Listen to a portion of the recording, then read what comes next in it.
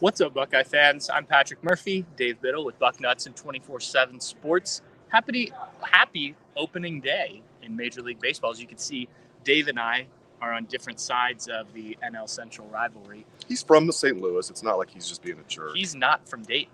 You are from Dayton. You're not from Cincinnati, which Dayton is basically an extension of Cincinnati. As much as we could talk baseball, that's more your and Steve's thing when you get on the podcast. We had a busy week of. So you want to talk about the crew instead? Is that what you're saying?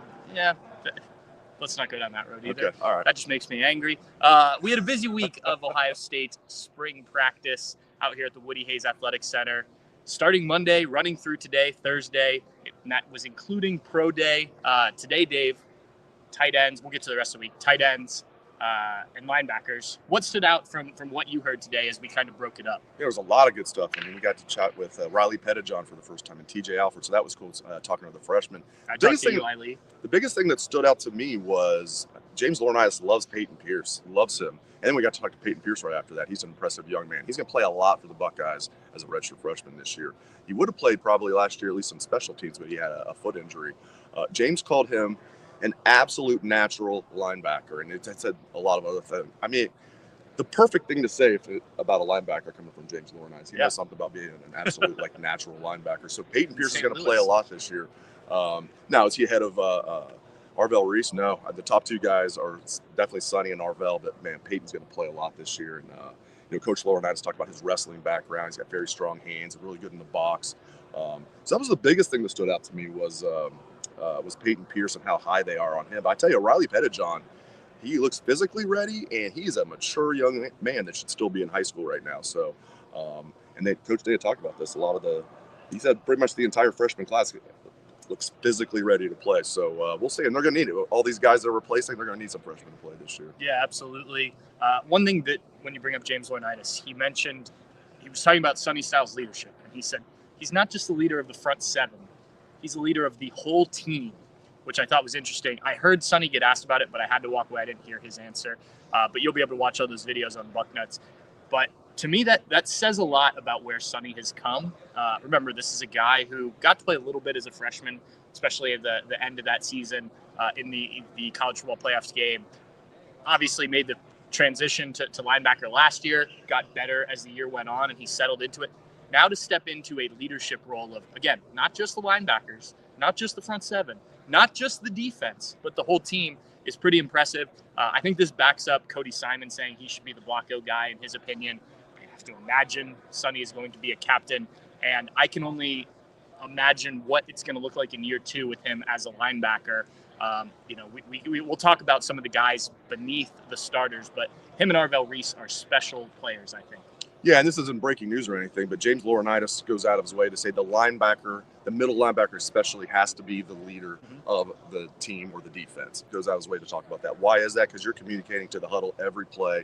You're setting up the defense. You're basically the quarterback of the defense. So that was Cody Simon last year. I agree with you. I think it's a lock that Sonny Styles is going to wear the block O. I think it's a lock he's a leader or a captain. The way James is talking about him, he said he's absolutely taken on that role that Cody did. Everybody leads different, in a different way. He always talks about A.J. Hawk. A.J. Hawk was not a screamer. He was actually pretty quiet, but he worked his butt off. He did all the right things. And when he did talk, everybody listened. Like, oh, okay, A.J.'s talking. Better listen to what's going on here. You can tell that if you watch the Pat McAfee show. He only talks every once in a while. He gets a lot of flack on that. Why is A.J. Hawk on the show? He asks questions. Yeah. But, he talked about, James said, the last time we talked to Laurinaitis, he talked about, you don't want to be a guy who gives raw speeches in the locker room, and that's not who you are.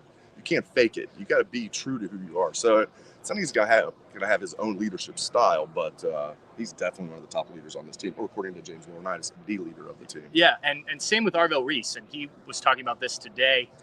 He's not Cody Simon, right? And he can't pretend to be Cody Simon. He said the stuff he took away from watching Cody Simon and working with Cody Simon last year was his preparation for games each week and just kind of how he handled his business.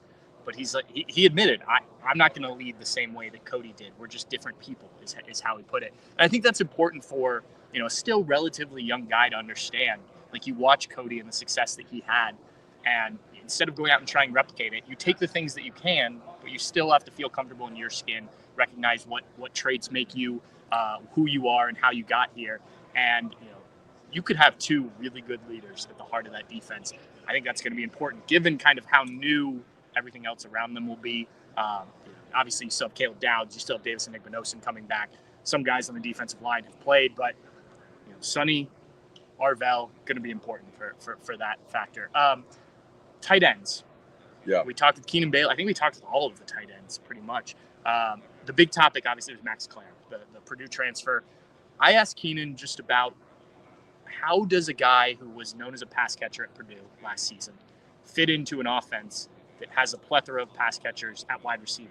And he said he thinks it actually makes it easier for him to fit in because he's going to get more one-on-one looks. He's going to get these opportunities that he probably wasn't getting at Purdue because you didn't have. You can't double the tight end at Ohio State. No, and look, I think that when was the last time Ohio State had a tight end that could do some of these things in the receiving game, route running, things like that? Ruckert, maybe. Yeah, and even that, I'm not sure. Max Clare, it was one season, so I think we need to see it again, obviously, and in this offense. But he's special in that aspect. And I also asked Keenan about his pass or his blocking just in general, because if you look at some of the grades out there, they're not great, and he didn't have to do a ton of that at Purdue in line blocking. Keenan said, "I turn on the film, I see a guy who can block," and he kind of left it at that. And I think that speaks volumes because I don't think Keenan would sugarcoat it. If he thought he needed to improve on that, I think he would state that. But Will Kazmarek back, he said year 2 feels a lot better, a lot more comfortable than he did. Jelani Thurman, same thing, just continuing to grow. This is a really deep room. I'm curious. I think they went about three or four deep, depending on the part in the season last year. Obviously, Will Kazmarek missed some time. How deep do you think they will go at tight end? Because you can have more than one of those on the field. I know Ohio State doesn't do it a ton, but that is a possibility. I think 4 guys will play. They played 4 last year, including Patrick Gerd, who's basically the fullback. They all kind of have their own role. I think 4 are going to play, and I thought about this. Both my time on the beat, which has been many years, and my time just as a fan growing up. This is the best tight end room I can remember at Ohio State. And that's despite losing G. Scott, who looked really good here yesterday at Pro Day. It was a good starter for the national champs. All right, you have Max Clare coming in. That was a great get in the portal, as you outlined. Kazmarek now, his second year. He was a really good blocker. Just put on this 4 college football playoff games. He was blocking his butt up. Bennett Christian. Bailey called Will Kazmarek the best blocker in college football. I'm telling you, he was just manhandling dudes. Yeah. And you think he's going to get worse at that? No, he's going to get better. So Kazmarek's going to play a lot. I think Clare, but they'll do different things. Brandon Ennis will be the slot receiver, but Clare could kind of help out, kind of be almost a pseudo slot receiver himself. So Jelani Thurman, they're deep and talented. Jelani Thurman is dripping with talent. I think he, maybe other than Ruckert, I think he's the highest rated tight end that they've landed. And he was a little bit higher than Ruckert. I have to look that up. But Jelani Thurman looks like an NFL tight end right now. They just need to see him become more consistent, and they've been talking him up. And then, I think Bennett Christian's going to play. Jelani's going to play. And obviously Clare and Kazmarek are going to play. So you got 4 right there. Again, I think this is the best tight end room they've ever had here. Well, and I think we hear a lot about depth and what they needed last year. We saw Will Kazmarek get hurt in the first Oregon game.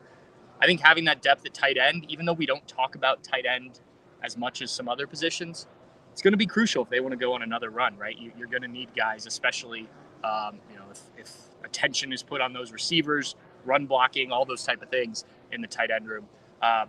We talked to Ryan Day, Matt Patricia, Brian Hartline on Monday.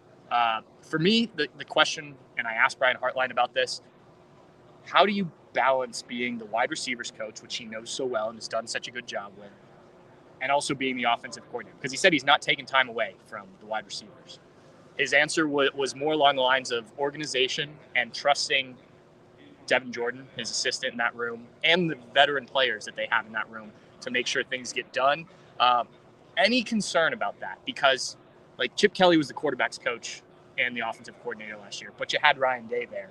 With Ryan Day, when he was the offensive coordinator and the quarterback's coach, you had Urban Meyer, who obviously worked with offense before. Any concern with Brian Hartline kind of managing that as it's not first-time offensive coordinator, but the first time he's going to be given the full responsibility of an offensive coordinator. First time he's the real offensive coordinator, not just a title owner. Yeah, he's going to call the plays. So I think he's going to do well calling the plays and still coaching the wide receivers and being the best wide receiver coach in the country and recruiter in the country. But that being said, I need to see it first before I'm completely convinced, right? I mean, I didn't necessarily think Kerry Combs was going to be a good defensive coordinator, but maybe people did. Maybe sure. thought, obviously Ryan Day thought he would be. Got the role, and he was not a good defensive coordinator. So we won't know until we know, but I think Brian Hartline's ready for this, and I think he's going to do a good job. And it helps that you have Ryan Day right there. Things go south, Coach Day could take over the play calling again. He doesn't want to do that. Right. Being the CEO worked out very well. Yep. As you can see with that national championship banner over there. So I know they want to do that. I think it'll work out well, but it's one of the fun things about sports. We don't know yet. Yeah. Matt Patricia, I have been, I think you would agree, surprised at just the things you'd heard about him. Maybe it was because he worked under Bill Belichick and how Belichick handles media. He's been great the few times we've talked to him already. Fantastic. Smiles and just a great guy. You talk to these players, they seem to very much like working with him, like what they're doing. Even talking to some of the guys at Pro Day yesterday who have been around the program. Just now that we're 2 weeks into spring practice, we've seen some, we've talked to guys. Impressions on Matt Patricia here early on. Yeah, you outlined it very well, Patrick. I think I've been pleasantly surprised because you heard all this stuff about, you better make sure you're not like slouching in your seat if you're a reporter. He's going to call you out and not even be like nice about it. He's going to be kind of mean about it. And there's some guys that slouch around here. I'll raise my hand. I wasn't even talking about you. I'll raise my hand on that one.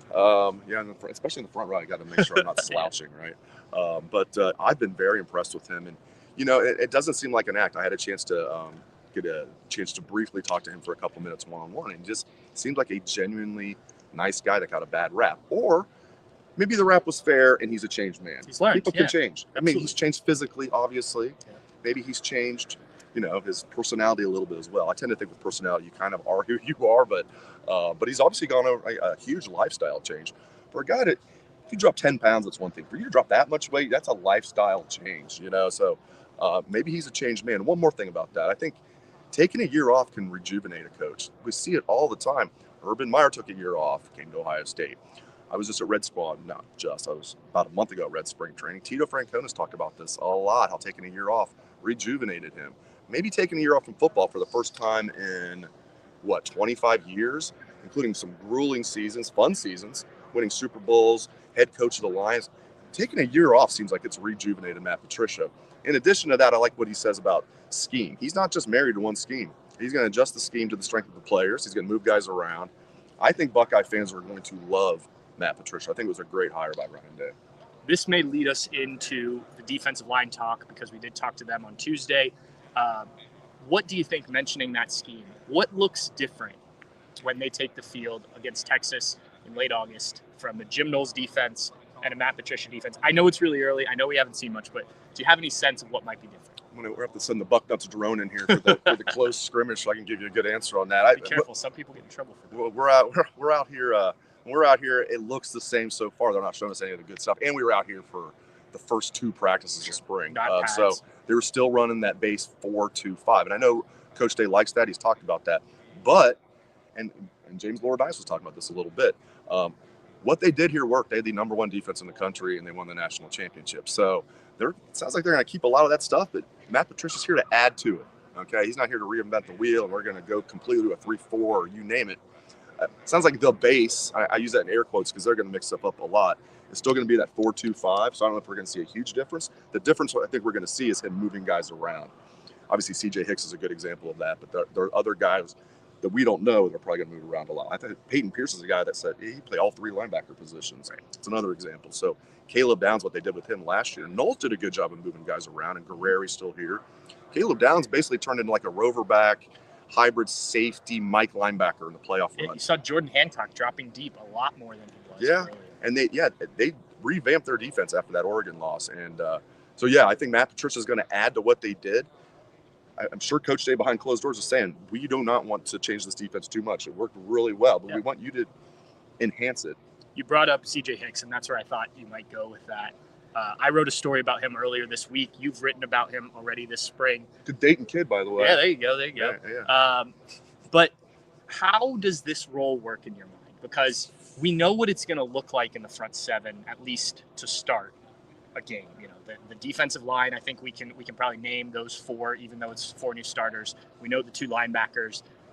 Where does C.J. Hicks fit into this? As I wrote about, very happy, feels much more comfortable in this role that will be kind of a hybrid role off the edge, blitzing more, coming after the quarterback. But how do you fit that in with the guys that are already out there? Who's coming off the field if CJ Hicks is coming on? And how do you not give away what you're doing if CJ Hicks is playing? Yeah, I think it's going to be kind of a Mitchell Melton role where, he's going to be maybe that number 4 or 5 defensive end. Mitchell was more the number 5 defensive end because obviously Caden Curry and Kenyatta Jackson were the top backups. My gosh, that defensive line was just dripping with depth. Now the top backups are now starters. So I don't know. I mean, here's the thing about CJ Hicks. We know he can rush the passer. LJ's talked about that, Larry Johnson. We know that. We know he can rush the passer. Can he set the edge? He's never had to do that. Can he take on an offensive tackle and set the edge? Can he take on a big tight end and set the edge? Yeah. A guy like Will Kazmarek for another team, their version as Kazmarek's coming around. Can you set the edge? And we don't know yet. He's never done it before. He's about 240 pounds, I think. So, I don't think he's going to play a huge role, but I like the move. I think he was miscast as a linebacker, and I like that he's embraced the role. A name to keep in mind for those of you who don't know, I think most of you do know, Logan George is a guy that came in here and has impressed everybody. Larry Johnson said he's been a pleasant surprise. Logan George was the transfer defensive end from Idaho State, led the Big Sky in tackles for loss with 19.5 last year, had 6.5 sacks. Obviously a huge jump going from Idaho State to here. But he's not coming here to be a starter. Admitted, by the way. Well, yeah, right. Even coming from Boise State to here would be a big jump. You're coming from Idaho State to here. So, but he's not coming here as a starter. I think he's going to be the top backup. They really like him. And then CJ right now is running with the 2s. So I think he's going to be that number 4 defensive end. I'll be surprised if he plays a ton of snaps. What about you? Yeah, I agree. I think, look, at least we know that Matt Patricia has done this before with this kind of hybrid role. He mentioned some guys. I don't remember the 2. One played for the Patriots. One currently plays for the Eagles. I can't remember them off the top of my head. But both of those guys were on the field all the time, which is where I think the difference is going to be, because I don't think you can tip your hand and say, all right, maybe he's a rushman guy. Maybe he's that 3rd defensive end in the rushman, and then you bring him in some other things. And look, it's not like he can't do some of the linebacker stuff. He's done it for 3 years.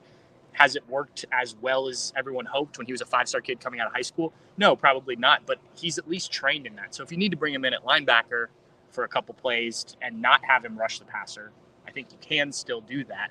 I think we'll probably see some of that early on in the season, not maybe the Texas game, but as they kind of feel it out with some of those non-conference games. You got some Big Ten opponents you can probably use him in. But and they need depth there, too. Yeah, 100%. I mean, that's one thing last year, as we were just saying, the depth was so impressive at the defensive line. And maybe it'll be good this year. That's why CJ is adding valuable depth at the very least. Logan George adding valuable depth at the very least. Hopefully Caden Curry and Kenyatta stay healthy, but if one of those guys goes down, obviously either CJ or Logan will be a starter.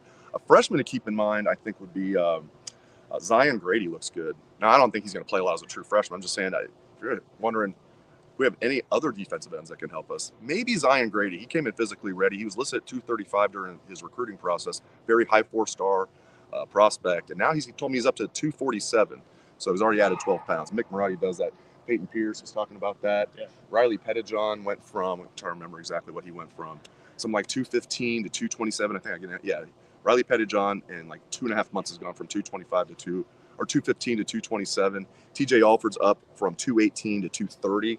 That seems to be the common thread. All these guys have added 12 pounds exactly. Well, and it helps when you get in here as early as some of them did with the national championship run and being a part of that. Remember a couple of years ago when people were questioning Mick Marotti? Yeah, I remember. I've talked about this a lot. That how fresh did Ohio State look during the playoffs? How physical were they? How many injuries did they have during that playoff run? Everybody knows about McLaughlin and Simmons. When McLaughlin went down, people were writing stories like, well, their season's over, national people saying they have no chance at the national championship now. And then look what happened after that. They were the freshest team. They were wearing people down, and they were relatively injury-free during the playoffs. Speaking of McLaughlin, he was at Pro Day. He did not do the workouts because of coming back from the Achilles, though it sounds like he is on his way back. He did mention one of the first thoughts he had after he realized what had happened to him with the Achilles injury is, did I just ruin this season? Is this injury, we've already had one, we've had to move guys around. Is this injury going to be the difference between this team winning a national championship or not? Then they lose to Michigan, and everybody's in a dark place and trying to figure things out. Turned out okay, though. And he said he enjoyed that ride. He didn't feel like he wasn't a part of it, anything like that. He got to enjoy it, and he was very excited to still be a part of this team. But Pro Day in general, we've got to watch a bunch of the workouts. We did not get to see them lift weights or jump and tap things in the air. But other than that, we saw pretty much everything. Yeah. Just takeaways. Anybody jump out to you? Do you think people help their draft stock, hurt their draft stock? What stood out? Yeah, definitely Emeka. It was a good day for him. Emeka ran a 4.45. I think which he was not happy with, by the way. Well, that's good. Which is that's insane, good because that was the one thing. Like, can he run the 4.4s? And I know pro day it's a fast track, but still, Emeka to me is the safest pick in this draft, other than maybe Travis Hunter. Someone told me that he was going to run it a second time because he was one of the few guys that did not. Yes. And an NFL, I don't know if it was a GM or coach, said, "Don't worry about it."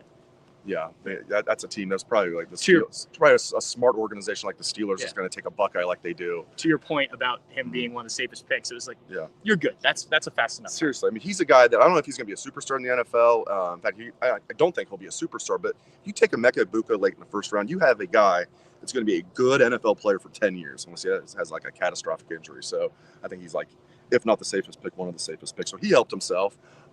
Jordan Hancock helped himself a lot. Yeah, he ran a 4.42 40. He had the highest vertical leap of anybody, 41.5 inches. Emeka had a 38-inch vert. It's similar to what Patrick.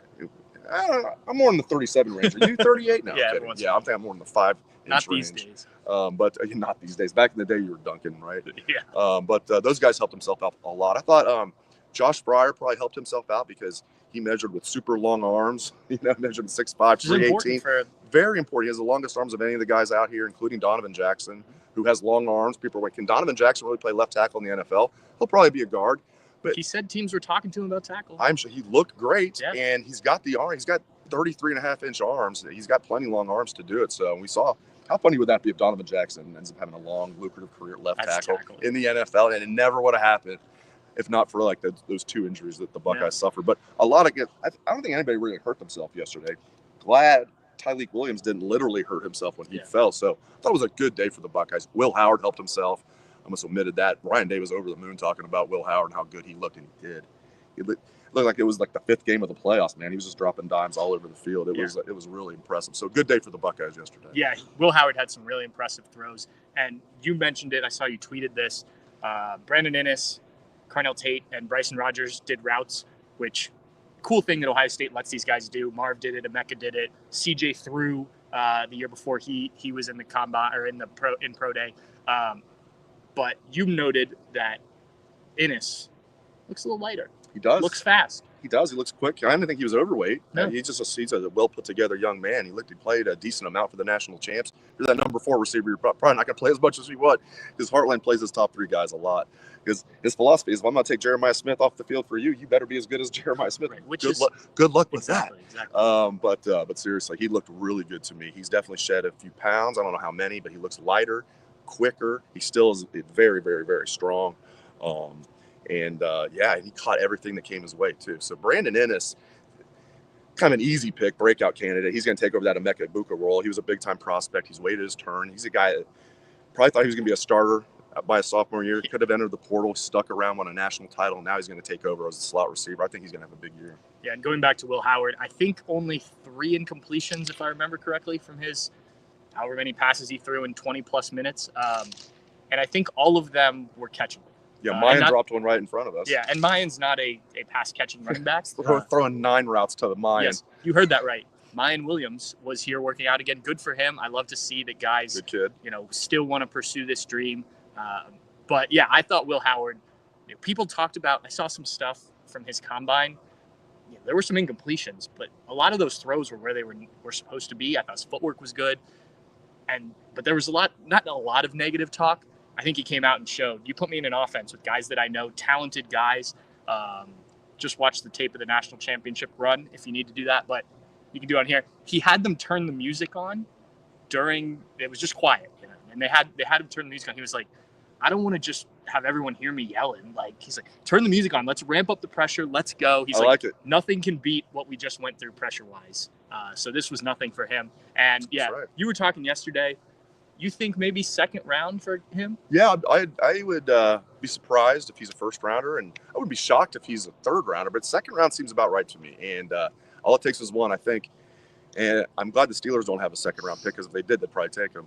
I think he's going to go somewhere in the 2nd round. I think one team is going to really like him there, and there's going to be some teams late in the 2nd round that wish he would have fallen there. So, yeah, I would like to bet we could place a bet on it somewhere. There are ways to do that. You can bet on everything now, I think. That's true. I think Will Howard's going to be a second-round pick. What about you? Yeah, I think you could do that. I would say probably third, but it is not a deep quarterback draft. Right. And I think with what he did, and he talked about it, said coming to Ohio State, and I'll have this story up later today, coming to Ohio State was the best thing he ever did. His mom told me that. Yeah. And I said, she said, I got a chance to meet Will Howard's mom yesterday. She's a heck of a nice lady. And she said, him coming to Ohio State was the best decision of his life. I said, pretty good decision by Ohio State to go after him, too. She liked that. Yeah, but look, I think, is he a day one starter? Probably not. No. I think it's important for him that the draft spot doesn't matter.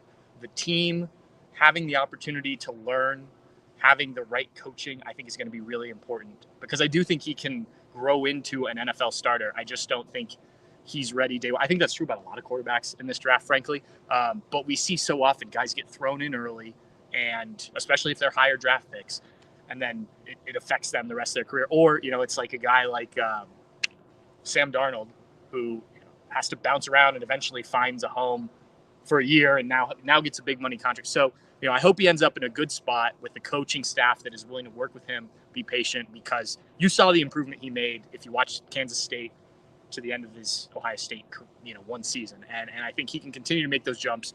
I think it just has to be in the right situation. I completely agree. And he proved he could throw the deep ball. That was the thing. Like, early in the season, he was completing some, like during the regular season, but guys would have to literally stop their routes to wait for the ball. And then in the playoffs, he showed if his footwork was right, he could throw the deep ball. So I think that probably alleviated any concerns they have. Not that he's like the best deep ball thrower in the world, but what he did during the playoffs was impressive. So I think he will be a second round pick. But like you said, I won't be shocked if he's a third rounder. Right. All right, we're gonna wrap it up. Thank you guys for tuning in. We don't have anything tomorrow, Dave, so we get a day off, so to speak. Not off, but we don't have to come back here. We'll be back at it next week. Like I said, we'll have that Will Howard story up. We'll have stuff on the interviews from today from the tight ends and the linebackers. So thank you guys for tuning in, and we'll talk to you soon. Go Reds.